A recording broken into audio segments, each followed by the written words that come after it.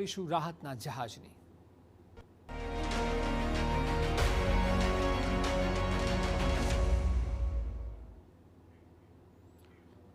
તો ગેસની અછત વચ્ચે રાહતના સમાચાર આવ્યા। નંદાદેવી જહાજમાં એલપીજી જથ્થો ગુજરાત આવ્યો। 46,500 મેટ્રિક ટન એલપીજી જથ્થો ગુજરાત પહોંચ્યો છે। કેન્દ્ર સરકારના માર્ગદર્શન હેઠળ કામગીરી હાથ ધરાઈ છે। મોટા જહાજમાંથી નાના જહાજમાં એલપીજી ટ્રાન્સફર કરવામાં આવશે। મધદરિયે જ અન્ય જહાજમાં એલપીજીનો જથ્થો ટ્રાન્સફર કરવામાં આવશે। તમિલનાડુ અને પશ્ચિમ બંગાળમાં એલપીજીનો જથ્થો લઈ જવાશે। આ ટેન્કર ખાલી કરતા 2 દિવસ લાગશે તેવું ચેરમેનનું કહેવું છે। હોર્મુઝના આગના ગોળાને ક્રોસ કરીને આ દરિયાના માધ્યમથી ફાઇનલી વધુ એક જહાજ આવી ગયું છે। નંદાદેવી વેસલ કે જે ગઈકાલે રાત્રે 2:30 વાગે વાડીનાર પોર્ટ પર આવ્યું। આ મારી પાછળના જે આપણે દ્રશ્યો બતાવી રહ્યા છે સીધા વાડીનાર પોર્ટના છે।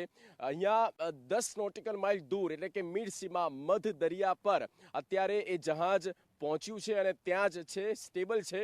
અને ત્યાંથી 2 નાની શિપમાં જે 45,500 મેટ્રિક ટન એલપીજીનો લિક્વિડ જથ્થો છે એ જથ્થો એ નાની શિપમાં ટ્રાન્સફર કરવામાં આવશે। એટલે કે 50 કલાકનો સમય લાગી શકે છે આ જથ્થો ટ્રાન્સફર કરવામાં। ત્યાર પછી એ બંને નાની જે શિપ છે એ બંને જે બોટ છે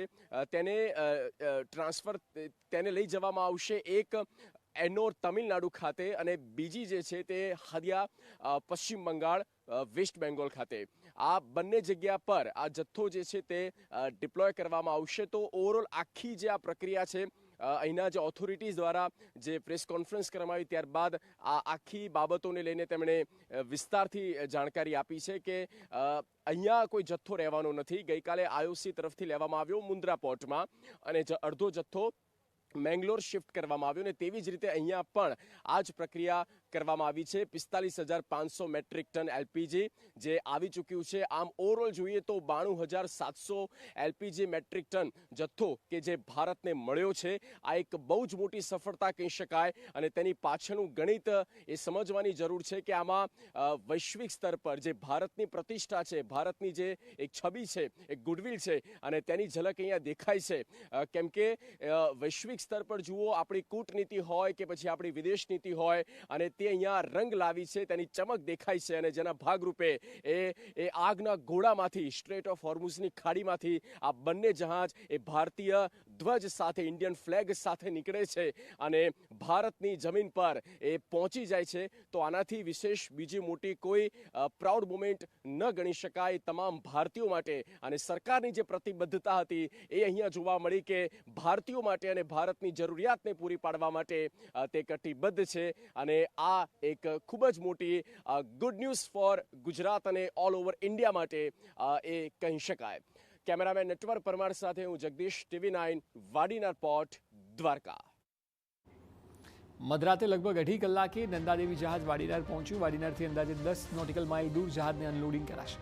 ગેસનો પુરવઠો અન્ય નાના જહાજમાં શિફ્ટ કરવામાં અંદાજે 2 દિવસનો સમય લાગશે અને અહીંથી પૂર્વ ભારતમાં ગેસનો જથ્થો લઈ જવાશે। કેન્દ્ર સરકારના નિર્દેશો અનુસાર કામગીરી થઈ રહી છે અને જણાવવામાં આવી રહ્યું છે કે આગામી સમયમાં જો વધુ જહાજ આવશે તો તેને પહોંચી વળવા માટે કંડલા અને વાડીનારમાં ટીમો સજ્જ છે। जो एलपीजी का ट्रांसफ़र रेट है वो 800 से 1000 मेट्रिक टन पर आवर के हिसाब से ट्रांसफ़र होता है। तो उस हिसाब से अगर देखें तो 46,000 अगर टन है तो करीब 2 दिन, 2.25 दिन का टाइम लगेगा उसमें। सर और कोई जहाज आने वाला है? नहीं, हम लोग रेडीनेस में हैं, हम लोग मंत्रालय से टच में हैं और मिनट टू मिनट बेसिस पे अपडेट ले रहे हैं वहाँ से। जैसे जैसे उधर से हम लोगों को कम्युनिकेशन आएगा वैसे वैसे हम लोग अपने रिसोर्सेज को एलोकेट करेंगे। कुछ को कांडला में लेंगे, कुछ को यहाँ हैंडल करेंगे। जैसे जैसी रिक्वायरमेंट होगी हम लोगों की पूरी टीम एनर्जाइज्ड है